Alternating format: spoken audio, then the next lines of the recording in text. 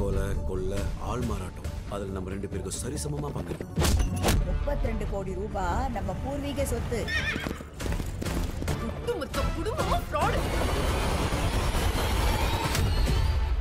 Touring talkies ரசிகர்களுக்கு வணக்கம். வாங்க லன்ச் நிகழ்ச்சிக்கு போகலாம்.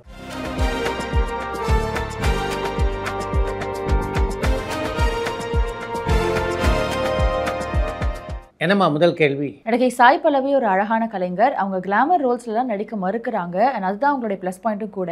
அதனால தான் அவங்களை அதிகமான மக்களுக்கு பிடிக்குதுன்னு நான் நினைக்கிறேன். இதை பற்றி உங்களுடைய கருத்து என்னன்னு வாலஜாபேட்லேருந்து தீபா கேட்டிருக்காங்க. சாய் பல்லவி கவர்ச்சியான படங்களில் நடிக்க மறுக்கிறார் என்றால் அது அவர் தனிப்பட்ட முறையிலேயே எடுத்த முடிவு. அதன் காரணமாகத்தான் ரசிகர்கள் அவரை விரும்புகிறார்கள் அப்படின்னு நீங்கள் குறிப்பிட்டிருக்கீங்களே, அது ஏற்றுக்கொள்ளக்கூடியதாக இல்லை. சாய் பல்லவியுடைய நடிப்பு திறன் காரணமாகத்தான் ரசிகர்கள் அவரை விரும்புகிறார்களே தவிர இது போன்ற தனிப்பட்ட கொள்கை முடிவுகளால் அல்ல.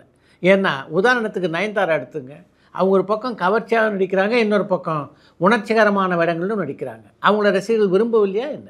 Super star Rajinikanth sir cinema இண்டஸ்ட்ரிக்கு வந்து 50 வருஷங்கள் ஆகுது. ஆனால் ஏன் இன்னும் அவர் ரசிகர் மன்றங்களை கலைக்காமல் இருக்காருன்னு பாண்டிச்சேரியிலேருந்து பெருந்தமிழன் கேட்டிருக்காங்க. சினிமாவுக்கு வந்து 50 வருடம் ஆயிடுச்சுன்னா ரசிகர் மன்றங்களை எல்லாம் கலைக்கணும் அப்படின்னு ஏதாவது சட்டம் இருக்கா என்ன? நடிகர் ஜெமினி கணேசனுக்கு காதல் மன்னன்ற பட்டத்தை வழங்கினது யாரு? எந்த படத்துல இருந்து அவர் அப்படி அழைக்கப்பட்டாருன்னு கோயம்புத்தூர்ல இருந்து அஜய் கேட்டிருக்காங்க. ஜெமினி கணேசனுக்கு காதல் மன்னன் என்ற பட்டம் அவருடைய ரசிகர்களால் வழங்கப்பட்டது. மதுரையில் நடந்த ஒரு விழாவில் தான் இந்த பட்டத்தை அவருடைய ரசிகர்கள் அவருக்கு வழங்கினார்கள். சிவாஜி கணேசன் சார் அறிமுகமான பராசக்தி திரைப்படத்தினுடைய பெயரை இன்னொரு படத்துக்கு வைக்கும் பொழுதும் சரி, சிவாஜி கணேசன் சார் வாழ்ந்த அன்னை இல்லத்தினுடைய பிரச்சனையின் போதும் சரி, இந்த 2 பிரச்சனையின் போதும் சிவாஜி கணேசன் சாரினுடைய ரசிகர்கள்ன்ற தாண்டி இன்றைய இளைய தலைமுறையினர் சிவாஜி கணேசன் சாருக்கு ஆதரவா இருந்ததை பார்த்து உங்களுக்கு எப்படி இருந்துச்சுன்னு திருச்சியிலேருந்து பாலு கேட்டிருக்காங்க. சிவாஜிக்கு அமைந்த மாதிரி ஒரு நடிகருக்கு ரசிகர்கள் அமைவது என்பது ரொம்ப கஷ்டம் அப்படின்னு தான் நினைக்கிறேன். சிவாஜி மேலே வெறித்தனமான அன்பு கொண்டவர்கள் தான் சிவாஜியுடைய ரசிகர்கள். அதன் காரணமாக தான் சிவாஜி பற்றி யாராவது தவறாக பேசினா கூட அப்படியே அவங்க பொங்கி எழுகின்றார்கள். நடிகை பிரியா பவானி சங்கர் இப்போ நடிச்சிட்டு இருக்க திரைப்படங்கள் என்னென்ன, அவங்களுடைய நடிப்பில் அடுத்து வரவிருக்கிற திரைப்படம் என்னன்னு தோர்ணமலையிலேருந்து சின்பகிராமன் கேட்டிருக்காங்க. பிரியா பவானி சங்கர் இப்போ தெலுங்கில் ஒரு படம் நடிச்சிட்டு இருக்காங்க. அதை தாண்டி தமிழில் எந்த படத்திலும் நடிப்பதாக தெரியல. பிரியா பவானி சங்கருக்கு வாய்ப்பு இல்லாதது எனக்கு நிஜமாகவே ஆச்சரியத்தை தருது. பிரியா பவானி சங்கர் ஒரு நல்ல நடிகை. அவருடைய திரைப்படங்கள் சரியாக ஓடாத காலகட்டத்தில் பார்த்திங்கன்னா தொடர்ந்து அவருக்கு பட வாய்ப்பு இருந்தன. சமீபத்தில் அவர் நடித்த 1-2 திரைப்படங்கள் நன்றாகவே ஓடின. அந்த வெற்றி படங்களுக்கு பின்னால் அவருக்கு வாய்ப்புகள் குறைந்தது எனக்கு ஆச்சரியமாகத்தான் இருக்கிறது. சார், ஒரு காலகட்டத்தில் இயக்குநர்கள் பாரதி ராஜா, பாலச்சந்தர், பாலு மகேந்திரா, மணிரத்னம் இவங்களுடைய படத்தில் நடிக்கணும்னு நடிகர்கள் காத்துட்டு இருந்தாங்க. ஆனால் இன்றைய காலகட்டத்தில் இந்த இயக்குநர்களுடைய படத்தில் நடிக்கணும்னு எந்த நடிகரும் எந்த இயக்குனரையும் குறிப்பிட்டு சொல்லாததுக்கான காரணம் என்னன்னு பொள்ளாச்சியிலிருந்து விக்னேஸ்வரன் கேட்டிருக்காங்க. இப்போதும் ஒரு சில இயக்குநருடைய இயக்கத்திலே தாங்கள் நடிக்க வேண்டும் என்ற ஆசையை தொடர்ந்து நடிகர்கள் வெளிப்படுத்தி கொண்டு தான் இருக்காங்க. ஒரு சிலர் லோகேஷ் கனகராஜனுடைய இயக்கத்தில் நடிக்க வேண்டும் என்று இப்போ விரும்புகிறாங்க. தொடர்ந்து பார்த்திங்கன்னா மணிரத்னத்துடைய இயக்கத்தில் நடிக்க வேண்டும் என்று இன்று வரையிலே பல நடிகர்கள் கூறிக்கொண்டு தான் இருக்கிறார்கள். பிரம்மயுகம் படத்துக்காக நடிகர் மம்முட்டி சாருக்கு தேசிய விருது கிடைக்கிறதுக்கான வாய்ப்பு இருக்கா? அதை பற்றின உங்களுடைய கருத்து என்னன்னு கோயம்புத்தூர்லேருந்து அஜய் கேட்டிருக்காங்க. பிரம்மயுகம் திரைப்படத்திலே மிகச்சிறந்த நடிப்பை வெளிப்படுத்தி இருந்தவர் தான் மம்முட்டி. அதனால் அந்த படத்துக்கு அவருக்கு தேசிய விருது கிடைப்பதற்கான வாய்ப்புகள் மிக பிரகாசமாக இருக்கிறது. நடிகை குட்டி பத்மினி மேம் அந்த காலத்துக்கும் இந்த காலத்துக்கும் ஒரு பிரிட்ஜ் மாதிரி இருக்கிறதா அவங்களுடைய இன்டர்வியூ பார்க்கும்பொழுது எங்களுக்கு தெரியுது. அண்ட் அவங்களுடைய திறமையும் எங்கேயும் சரியாக அங்கீகரிக்கப்படலை. அவங்களுக்கு உங்களுடைய பிங்க் டாக்கீஸ் சேனலில் ஒரு நிகழ்ச்சியை கொடுத்து அவங்களுடைய எக்ஸ்பீரியன்ஸை ஷேர் பண்ண வச்சிங்கன்னா ரொம்ப நல்லா இருக்கும்னு எனக்கு தோணுது. இதை பற்றி உங்களுடைய கருத்து என்னன்னு ஆலந்தூர்லேருந்து காவியா கேட்டிருக்காங்க. டூரிங் டாக்கீஸை பொறுத்த வரைக்கும் குட்டி பத்மினி பல நிகழ்ச்சிகளில் அதில் கலந்துட்டு இருக்காங்க. குட்டி பத்மினியை பொறுத்த வரைக்கும் அவங்க ஒரு நல்ல கான்வர்சேஷனிஸ்ட். தன்னுடைய வாழ்க்கையில் நடந்த விஷயங்களையும் சரி, சினிமா உலகில் நடந்த விஷயங்களையும் சரி கோர்வையாக மிக அழகாக எடுத்து சொல்லக்கூடியவர். அவரை நிச்சயமாக பிங்க் டாக்கீஸுக்காக பேட்டி எடுத்து ஒளிபரப்புகிறோம். இயக்குனர் சங்கர் சாரும் நடிகர் விஜயகாந்த் சாரும் ஏன் ஒரு படத்தில் கூட இணையலைன்னு திருச்சியிலேருந்து பாலு கேட்டிருக்காங்க. எஸ்.ஏ. சந்திரசேகர்கிட்ட உதவி இயக்குனராக பணியாற்றிய போது விஜயகாந்தோடு இணைந்து பணியாற்றக்கூடிய வாய்ப்பினை பெற்றவர் தான் சங்கர். அதற்கு பின்னால் அவருடைய இயக்கத்தில் விஜயகாந்த் நடிக்கலைன்னா அதுக்கு சரியான சந்தர்ப்பங்கள் அமையாது தான் காரணம். தமிழில் இயக்குனர்கள் மணிரத்னம் அண்ட் சங்கர் இவங்க 2 பேர் படங்களில் மட்டும்தான் நடிகை ஐஸ்வர்யா ராய் நடிக்கிறாங்க. மற்ற இயக்குநர்களுடைய படத்தில் அவங்க நடிக்கிறதுக்கு ஏன் தயக்கம் காட்டுறாங்க? அண்ட் நம்மளுடைய மற்ற தமிழ் இயக்குநர்களும் ஐஸ்வர்யா ராயை தங்களுடைய படங்களில் நடிக்க வைக்கிறதுக்கு எந்த முயற்சியும் எடுத்த மாதிரி தெரியலையே. இதுக்கான காரணம் என்னன்னு திருநெல்வேலியிலேருந்து கண்ணன் கேட்டிருக்காங்க.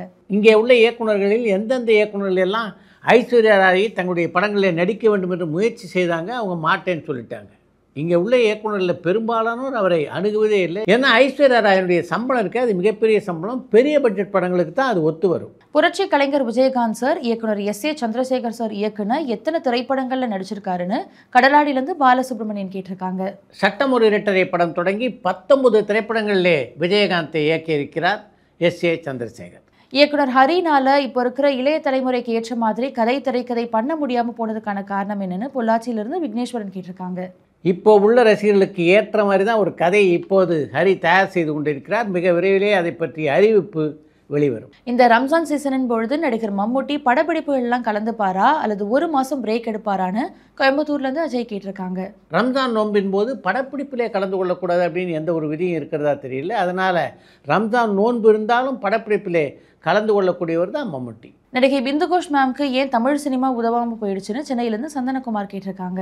தமிழ் சினிமா உலகம் எந்த அளவுக்கு பெருந்தன்மையாக இருக்கிறது என்பதற்கு இது ஒரு எடுத்துக்காட்டு அப்படின்னு தான் சொல்லணும். பிந்து கோஷுக்கு உதவி செய்வதற்கு தென்னிந்திய நடிகர் சங்கம் உட்பட யாரும் முன்வராது உண்மையிலேயே மிகுந்த மன வருத்தத்தை தருகிறது. உலக நாயகன் கமல்ஹாசன் சார் தன்னுடைய சொந்த குரல்ல பாடின முதல் பாட்டு என்ன, எந்த திரைப்படத்துக்காக பாடினாருன்னு கடலாடியிலேருந்து பாலசுப்ரமணியன் கேட்டிருக்காங்க. கமல்ஹாசன் பாடிய முதல் பாடல்னா அது அந்தரங்கம் திரைப்படத்தில் இடம்பெற்ற பாடல் தான். ஞாயிறு ஒளிமொழியில் என்று தொடங்கக்கூடிய அந்த பாடலுக்கு இசையமைத்திருந்தவர் தேவராஜ் சார். ஒரு காலகட்டத்தில் நடிகை நயன்தாரா சைஸ் 0 ஆப்ரேஷன் பண்ணதாகவும் அதனால இதுக்கப்புறம் அவங்களால குண்டாகவே முடியாதுன்னு சில வதந்திகள் பரப்பப்பட்டுச்சு. ஆனா இப்போ மூக்குத்தி அம்மன் பார்ட் 2 பட பூஜையில் அவங்க குண்டான மாதிரி தெரியுதே, அப்ப இவ்வளவு நாளா சொன்ன விஷயங்கள் எல்லாமே பொய் தானேன்னு திருநெல்வேலியிலேருந்து விக்னேஷ் கேட்டிருக்காங்க. பல வலைதளங்கள்லையும் யூடியூப்லையும் இது போன்ற பொய் செய்திகள் அடிக்கடி ஒளிபரப்பாகி கொண்டிருக்கின்றன அப்படின்றத இப்போதாவது நீங்கள் புரிந்து கொண்டால் சரி. சார், நீங்கள் யூடியூப்பை தாண்டி அதிக நேரம் செலவழிக்கக்கூடிய விஷயம் எதுன்னு திருச்சியிலேருந்து முத்து கேட்டிருக்காங்க. யூடியூப்பை தாண்டி என்னுடைய நேரத்தை எடுத்துக்கொள்கின்ற 2 விஷயங்கள்னா, ஒன்று புத்தக வாசிப்பு,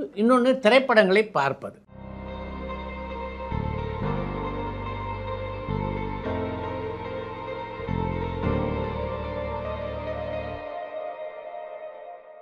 நிறைய இசை வாத்தியங்களை வச்சு லைவாக இசைக்கும் பொழுது டால்பி 7 சவுண்ட் தரத்தை கொடுக்கக்கூடிய ஆடிட்டோரியம் சென்னையில் இருக்கான்னு வில்லியனூர்லேருந்து அரவிந்தலோச்சன் கேட்டிருக்காங்க. டால்பி தரத்தை கொடுக்கக்கூடிய அரங்கங்கள் இப்போ சென்னையில் இருப்பதாக எனக்கு தெரியல.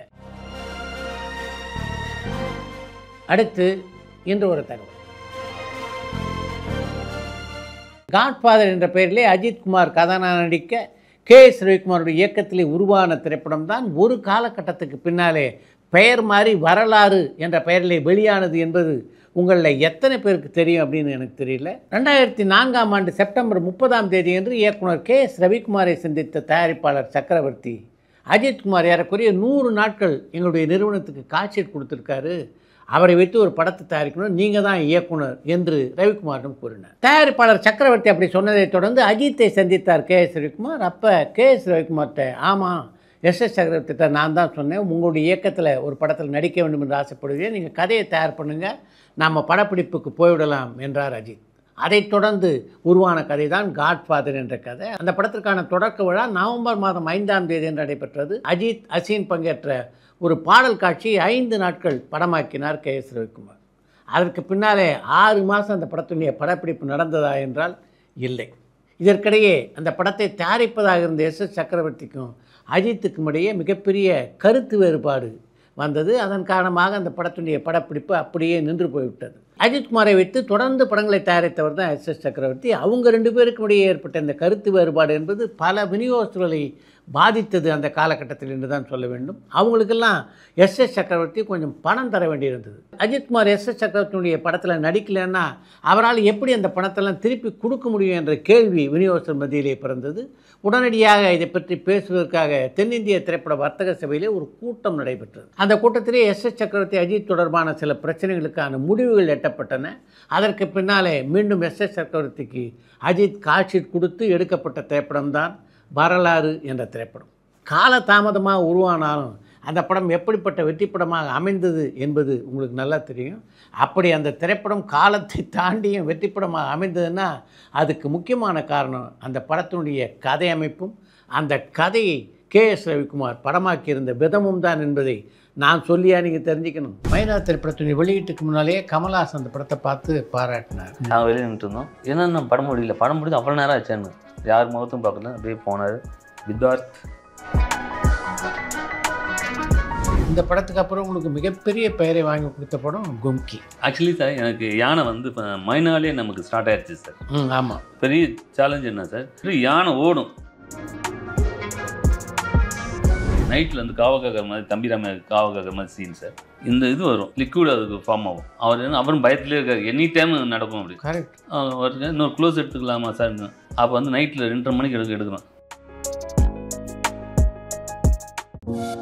பரபரப்பான சினிமா செய்திகள், நட்சத்திரங்களின் பேட்டிகள், சினிமா வரலாறு ஆகியவற்றை பார்க்கவும் படிக்கவும் உங்களுக்கான இணையதளம் tourantalkies.co.